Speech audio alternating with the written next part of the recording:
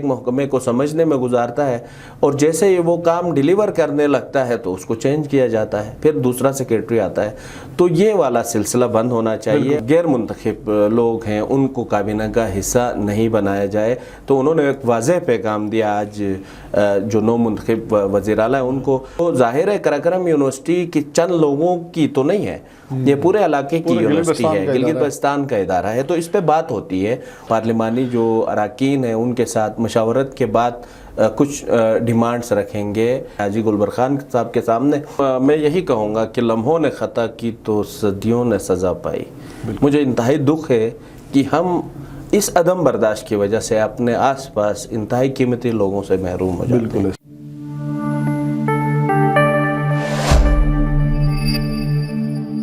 بسم اللہ الرحمن الرحیم. جیمن کے خصوصی پوڈ کاسٹ کے ساتھ میں ہوں آپ کا ہوسٹ شاہد ندیم. ناظرین، آج سیاسی تبصرے کے لیے ہمارے ساتھ اسٹوڈیو میں موجود ہیں طاہر رانا صاحب جو سی ای او ہیں جیمن کے. سر، جیسے ہی نئے وزیر اعلیٰ نے حلف لیا ہے، منصب سنبھالا ہے، اس کے بعد اس کے اوپر اور بڑی ذمہ داریاں اور لوگوں کی بڑی توقعات جو ہیں وہ وابستہ ہیں. سب سے پہلے تو میں آپ سے یہ پوچھنا چاہوں گا کہ سر، کرنٹلی جو نئے وزیر اعلیٰ صاحب ہیں یا ان کی جو بھی کیبنٹ بنے گی، ان کے لیے کیا برننگ چیلنجنگ ایشوز ہیں گلگت بلتستان کے اندر جن کے اوپر ان کو فوراً سے ان چیزوں کو اپنی کنسیڈریشن میں لانا چاہیے، ان کو ڈے فرسٹ سے اپنی ورکنگ کا حصہ بنانا چاہیے؟ جی شاید بالکل، جب آپ کے اوپر ایک ذمہ داری آ جاتی ہے تو پھر یقیناً توقعات بھی بڑھ جاتی ہیں، عوام کی توقعات بھی بڑھیں گی.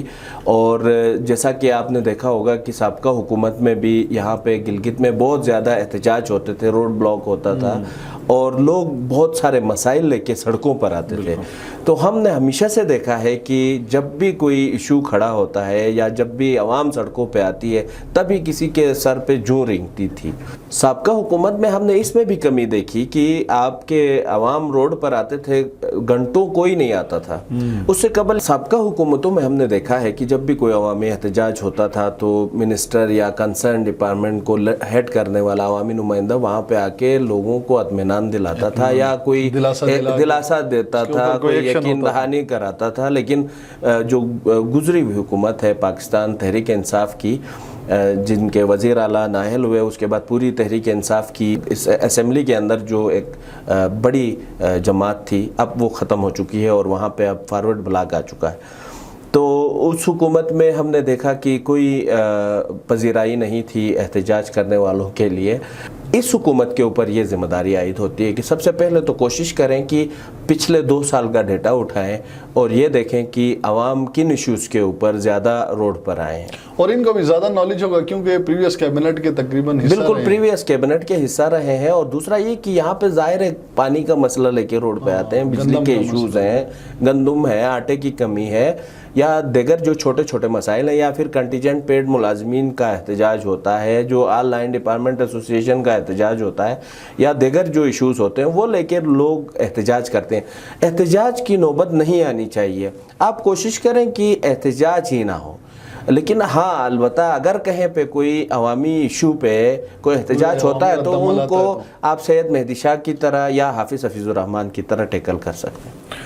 جیسے سر آپ نے ابھی بات کی کہ احتجاج ہوتے تھے، لوگ سڑکوں پہ نکل آئے. حالیہ دنوں میں ہم نے دیکھا کہ یونیورسٹی کے اندر بھی ایک مالی بحران سامنے آیا. اس کے ملازمین جو ہے وہ تنخواہوں کی عدم ادائیگی کی وجہ سے سڑکوں پہ نکل آیا. آج حفیظ الرحمان صاحب کی پریس کانفرنس میں بھی آپ نے یہ سوال ان سے اٹھایا تو انہوں نے بھی کہا کہ بقایا صوبوں میں بھی جو ہے ان کی صوبائی حکومتیں اپنے جو جامعات ہیں ان کو گرانٹ وغیرہ دیتی ہیں.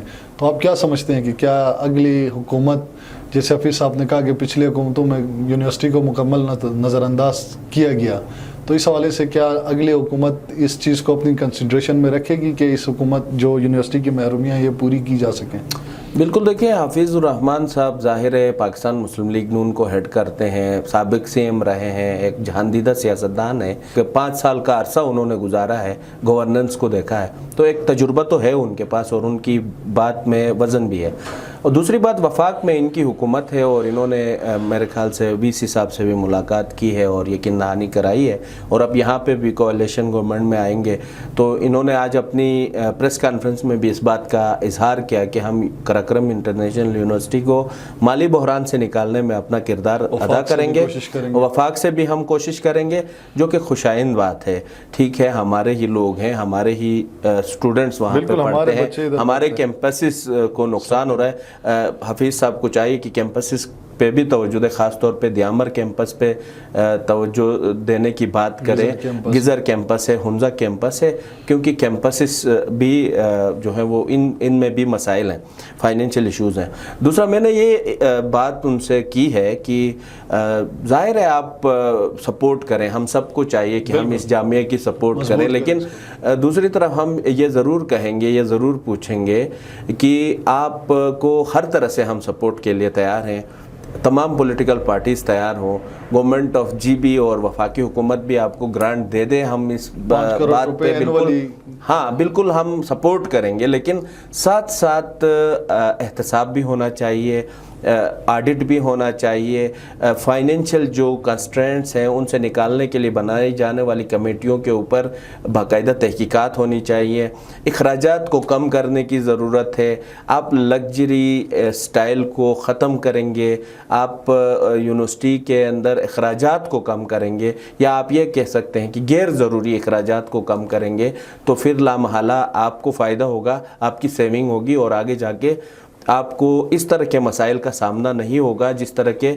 आपने पिछले दिनों देखे हैं। मैंने यही बात हफीज़ साहब को भी इसीलिए बताई कि ताकि वो ऐसे अनासिर जो कि अगर आप उनके ऊपर आप निशानदेही करें कि भाई आपकी ये खामी है, हमने कई जगह, हमारा मकसद किसी इदारे को निशाना बनाना नहीं होता है, लेकिन हम कहते हैं कि जी अगर कोई ऐसी चीज़ होती है, हम सवाल रखते हैं अवामी नुमाइंदों के सामने, या जो पढ़ा लिखा तबका है, या जो लोग हमारे पास मेहमान बन के आते हैं, तो जाहिर है कराक्रम यूनिवर्सिटी की चंद लोगों की तो नहीं है, ये पूरे इलाके की यूनिवर्सिटी है, गिलगित बल्तिस्तान का इदारा है, तो इस पर बात होती है।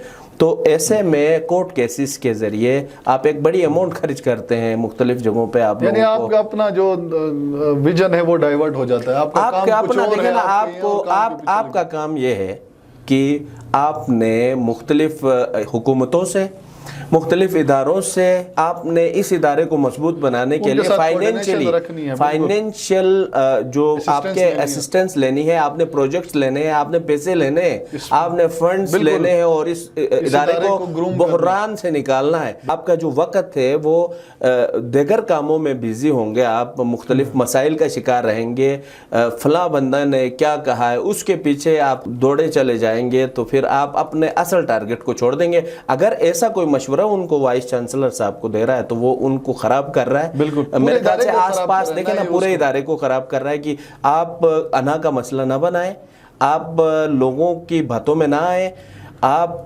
चीज़ों को सीरियस ना लें बल्कि लाइट लें, और अगर आप पे तनकीद होती है या आपकी किसी गलती खामी की बात होती है तो फिर आप उसको करेक्ट करें, अगर ऐसा नहीं है तो आप तरदीद कर दें और उसका जवाब दे दें। बिल्कुल। उसके बाद सर हम आपसे जानना ये चाहेंगे, बल्कि तमाम नाजरीन ये जानना चाहेंगे कि अभी हाजी गुलबर साहब ने जो है वो चीफ मिनिस्टर का ओहदा तो संभाल लिया है, अब सारे लोग इस तजस्सुस में है कि किस बंदे को कौन सी मिनिस्ट्री दी जा रही है, तो इस हवाले से आपके पास क्या खबरें हैं सर? कोई इनसाइड न्यूज़ है? बहुत सारी लिस्टें चल रही हैं, बहुत सारी मुबारकबादियाँ भी दी जाती रही हैं लेकिन अब तक जितनी भी लिस्टें इस वक्त वायरल हैं वो हतमी नहीं है, क्योंकि दो जमातें, PDM की जो जमातें हैं उन्होंने अभी तक कोई नाम फाइनल नहीं किए हैं, और मेरी मालूमात ये है या मेरे ज़राए से जब मैंने बात की तो उनका ये कहना है कि पाकिस्तान पीपल्स पार्टी और नून लीग अपने पार्लिमानी जो अरकान हैं उनके साथ मशावरत के बाद कुछ डिमांड्स रखेंगे। नौ मुंतखब वज़ीर आला हैं गिलगित बल्तिस्तान के हाजी गुलबर खान साहब के सामने। अलबत्ता जो गुलबर खान साहब के जो वज़ीर आला गिलगित बल्तिस्तान है उनके ज़राए से हमने मालूम किया, उनका ये कहना है कि उन्होंने जो पुरानी वजारतें जिनके पास थी जो इन 19 में शामिल हैं, تو ان کا یہ کہنا ہے کہ شاید وہ پرانی ہی وزارتیں ان کو دی جائیں گی. تاہم امجد زیدی صاحب جنہوں نے ایک بڑا سپورٹ کیا ہے, کلیدی کردار ادا کیا ہے وزیر اعلیٰ کے اس عمل کے اندر یا اس انتخاب میں, انہوں نے کمپین میں بھرپور حصہ لیا ہے, تو ان کی پچھلی حکومت میں جب وہ اسپیکر ان کے خلاف عدم اعتماد آیا تھا تو انہوں نے یہی ڈیمانڈ رکھی تھی پچھلی حکومت یا پچھلے وزیر اعلیٰ کے سامنے کہ مجھے تعمیرات کی وزارت دی جائے, تو میرے خیال سے ان کو اکوموڈیٹ کیا جائے گا. اور اسی طرح اور بہت سارے نام ہیں جیسے مشتاق ہیں یا عبید اللہ بیگ صاحب ہیں یا جو پرانے شمس الحق لون ہیں, شمس الحق لون کو بھی غالباً وہ پرانی ہی جو منسٹری ہے وہ ان کو دی جائے گی. اسی طرح لیکن فتح اللہ خان صاحب کے پاس 2 وزارتیں تھیں, تو اب ان سے میرے خیال سے ایک وزارت اٹھائی جائے گی یا ایک وزارت ان کو دی جائے گی. تاہم آج جو مسلم لیگ نون کی پریس کانفرنس ہوئی اس میں جو سابق سی ایم ہیں حافظ حفیظ الرحمان صاحب, انہوں نے یہ کہا کہ کابینہ کو کم سے کم رکھا جائے, اخراجات کم کیے جائیں, اور جو غیر منتخب لوگ ہیں ان کو کابینہ کا حصہ نہیں بنایا جائے.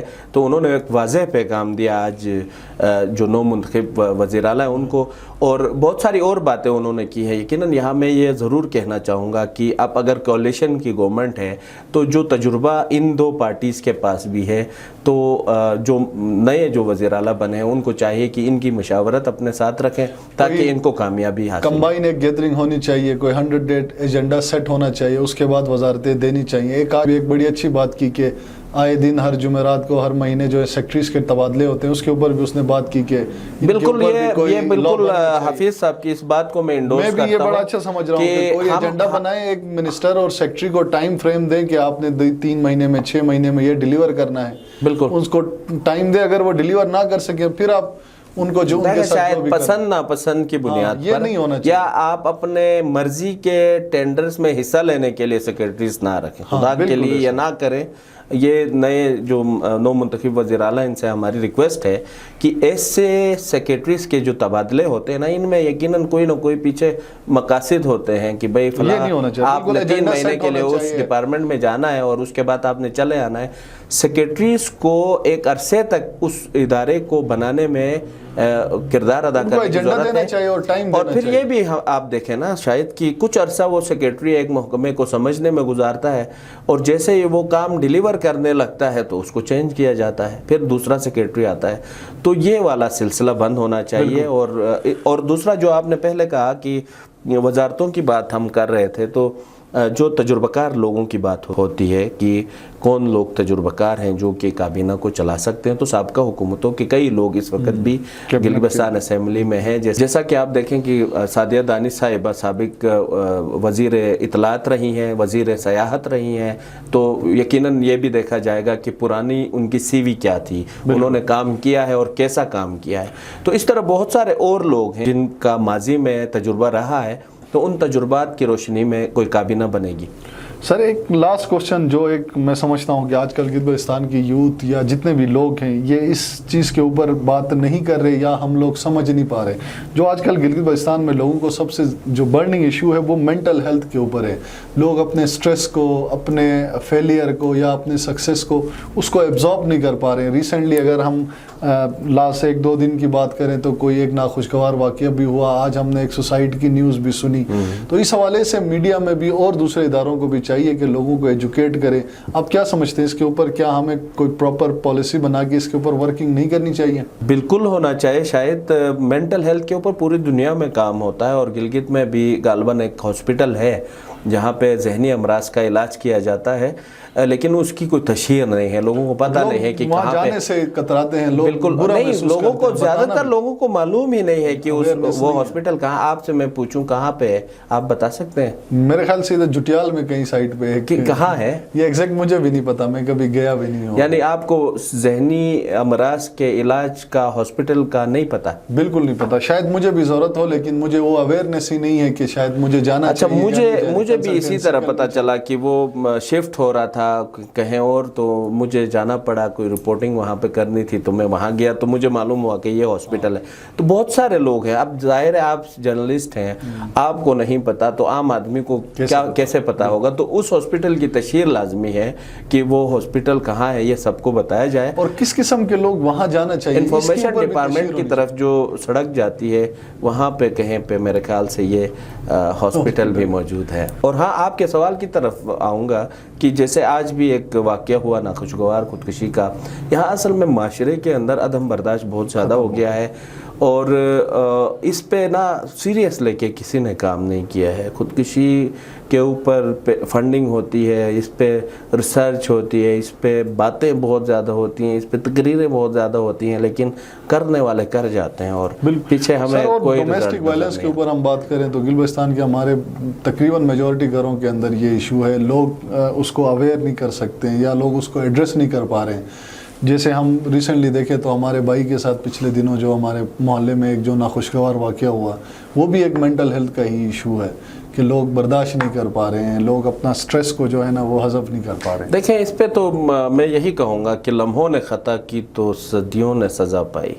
मुझे इंतहाई दुख है कि हम इस अदम बर्दाश्त की वजह से अपने आसपास इंतहाई कीमती लोगों से महरूम हो जाते हैं, जवानों से महरूम हो जाते हैं। अच्छा, ये जो अदम बर्दाश्त है, इसी वजह से, एक छोटी सी गलती की वजह से, एक आपने थोड़ी देर के लिए सोचना होता है, उस सोचने में जज्बाती हो जाता है इंसान। उस सोचने के बजाय आप अगर अपने गुस्से के ऊपर कंट्रोल नहीं कर पाते हैं तो फिर ऐसा काम आपसे हो जाता है कि न सिर्फ आप खुद उस मसले के अंदर बहुत ज़्यादा फंस जाते हैं, बल्कि आपकी वजह से पूरा माशरा, उस कई घर, कई ख़ानदान मुतासिर होते हैं, एक घर की बात नहीं। बिल्कुल ऐसा है sir. Thank you so much, आज आपने हमें स्टूडियो में टाइम दिया। एक लास्ट जो इशू है वो मैं एड्रेस करना चाहूँगा और तमाम लोगों को भी, और जो नई गवर्नमेंट बनी है उनको भी मैं चाहूँगा कि गिलगित बल्तिस्तान के अंदर जो रेवेन्यू मॉडल है उसको अपडेट करना चाहिए, क्योंकि लास्ट जो फाइनेंशियल ईयर हमारा है उसमें सिर्फ गिलगित बल्तिस्तान का रेवेन्यू जो है वो 5 अरब रुपये है और इस साल भी 18 अरब से ऊपर का खसारा है। जब तक हम अपने रेवेन्यू मॉडल को अपडेट नहीं करेंगे हम इस ग्रांट से छुटकारा हासिल नहीं कर सकेंगे। मेरी ये तजवीज़ होगी कि गिलगित बल्तिस्तान के अंदर डोमिसाइल और नॉन डोमिसाइलर जो हैं उनके ऊपर टैक्स का निज़ाम होना चाहिए कि लोकल लोगों को टैक्स की छूट हो, जो non local out of Gilgit Baltistan Gilgit आके बिज़नेस करते हैं तो उन लोगों के ऊपर टैक्स बाकायदा होना चाहिए। अगर मैं एक छोटी सी एग्जांपल दूं तो पिछले महीने में एक ऐसे होटल या एक ऐसे जगह पे विज़िट पे मैं कुछ मेहमानों को लेके गया तो वहाँ पे सिर्फ एंट्री फ़ीस 1000 रुपये रखी गई थी कि आप सिर्फ उस जगह पे इंटर होने के लिए 1000 रुपये थे। और उनके अगर मैं होटल के कमरों की बात करूँ तो 28 से 30 हज़ार रुपये से उनका स्टार्ट है और 70,000 रुपये तक उनकी जो रेंज है। तो ऐसे लोग कितना पैसा गिलगित बल्तिस्तान से कमा रहे हैं और कोई टैक्स नहीं दे रहे, जिसकी वजह से हम सब लोग जो हैं वो इससे अफेक्ट हो रहे हैं। अगर हम उनसे टैक्स लेंगे तो हमारे गरीब लोगों को वही टैक्स का पैसा लगेगा। और अगले प्रोग्राम तक मुझे और राना साहब को इजाज़त दीजिए, मिलते हैं अगले प्रोग्राम के साथ। अल्लाह हाफिज़।